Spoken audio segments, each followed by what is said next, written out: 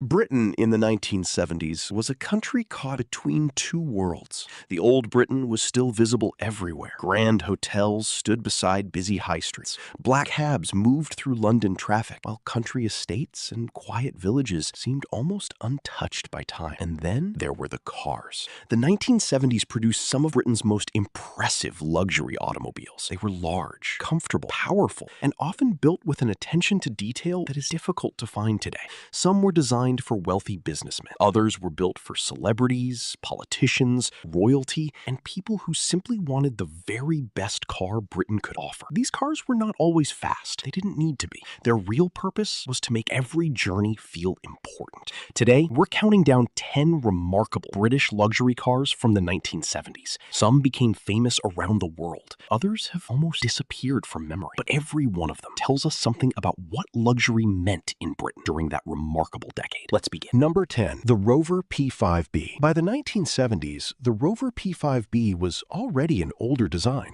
but that was part of its charm. The P5B had first appeared in the 1960s, and it continued to attract a very particular kind of British buyer into the new decade. It was not flashy. Instead, it looked serious. With its upright body, thin pillars, elegant grille, and long bonnet, the P5B had the appearance of a car built for someone important. Under the bonnet was a 3.5-liter V8 engine, giving the Rover much more performance than its conservative appearance suggested. Inside, there was plenty of leather, wood, and comfortable seating. It became associated with businessmen, government officials, and senior figures who wanted luxury without excessive attention. That understated character made the P5B special. It didn't need to shout. People already knew what it represented. Number 9. The Rover SD1. When Rover introduced the SD1 in 1976, it looked completely different from the traditional British luxury cars that came before it. Its design was modern, dramatic, and unmistakably 70s. The large hatchback body gave it a practical advantage, while the sharp front end and sloping rear made it look surprisingly futuristic for a British car. One of the most famous versions was powered by Rover's 3.5-liter V8. It offered strong performance while maintaining the comfort expected from a large executive car.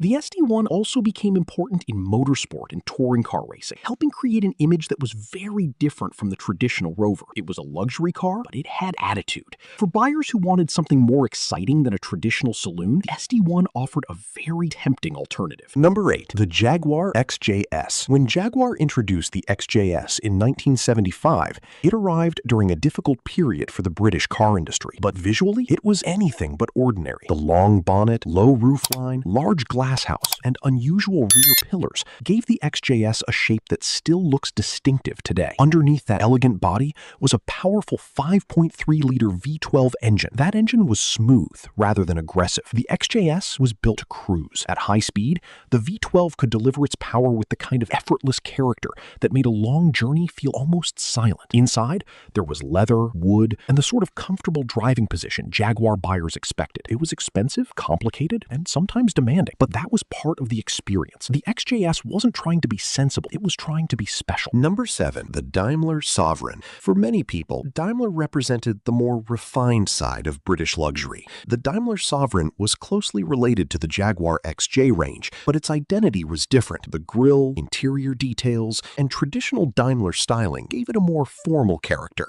During the 1970s, buyers could choose from different engine sizes, with larger versions offering impressive smoothness and performance. Inside, the atmosphere was what you would expect from a British luxury car of the period. Soft seats, wood trim, deep carpets, and a feeling that the people inside mattered more than the machinery underneath them. The Daimler was especially attractive to buyers who wanted something elegant without choosing the more obvious Jaguar badge. It was a quieter kind of luxury, and perhaps that's why it is so interesting today. Number 6. The Bentley T1. If Jaguar represented sporty British luxury, Bentley represented something much more traditional. The Bentley T-Series arrived in 1965, and the T1 continued through much of the 1970s. It was based closely on the Rolls-Royce Silver Shadow, but carried the Bentley identity. The T1 was large, heavy, and extremely comfortable. Its 6.75-liter V8 provided effortless power, while the suspension was designed to make Britain's imperfect roads feel as smooth as possible. But the real attraction was inside. Leather seats, fine wood, deep carpeting, and an interior designed around comfort rather than fashion. Number 5. The Aston Martin V8. By the 1970s, Aston Martin had created one of the most recognizable British performance cars in the world. The Aston Martin V8 was powerful, elegant, and unmistakably British. Its design combined a long bonnet with a low roof and muscular proportions. But underneath that elegant appearance was a serious machine. A large V8 engine gave the car strong performance, while the carefully crafted interior provided the luxury expected from Aston Martin. The V8 was expensive, and ownership was never intended to be ordinary. It was the sort of car that could take you across Britain in comfort and still feel exciting when the road opened up. It also carried something that many luxury cars lacked: personality.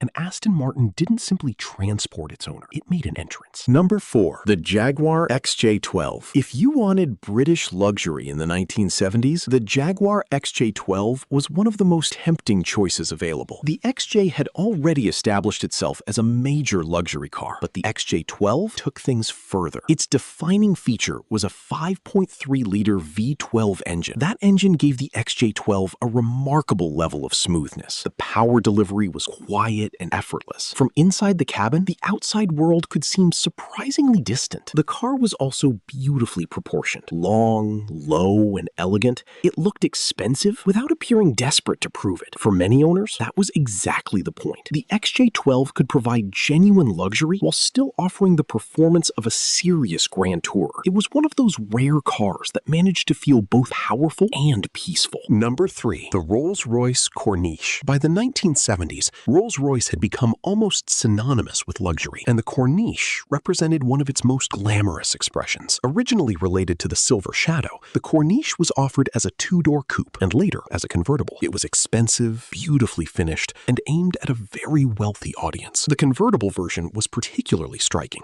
Imagine driving through Britain on a summer afternoon with the roof down, surrounded by polished wood, leather, and hand-finished details. The Corniche wasn't built for mass production. It was built for people who expected something more personal. Every detail reinforced that idea. Even the name sounded sophisticated. And while other British luxury cars tried to compete with Rolls-Royce, very few could match the sense of occasion that came with a Corniche. Number 2. The Rolls-Royce Silver Shadow. The Silver Shadow was one of the most important British luxury cars of its era. Introduced in the 1960s, it remained a major part of the Rolls-Royce range throughout the 1970s. Its design was more modern than the traditional Rolls-Royces that came before it, but it still had the familiar presence of a Rolls-Royce. The famous grille, the long body, the imposing proportions, and of course, the attention to detail. Inside, the cabin was a completely different world from the noisy roads outside. Leather, wood, carpeting, soft seats, everything was designed to reduce the feeling of travel. The Silver Shadow also used advanced suspension technology for its time, helping provide the smooth ride Rolls-Royce buyers expected. It became a symbol of success, but there was something more important about it. The Silver Shadow showed that British luxury could become modern without losing its identity. And that brings us to number 1. Number 1. The Daimler 66. If there was one car that perfectly captured the combination of British luxury, power, and prestige in the 1970s, it was the Daimler 66. Daimler had been associated with British royalty and high society for generations, so the name already carried a certain level of prestige. But the 66 added something very special to that traditional image. Under its elegant body was Jaguar's smooth 5.3-liter V12 engine. That meant this wasn't simply a comfortable luxury saloon.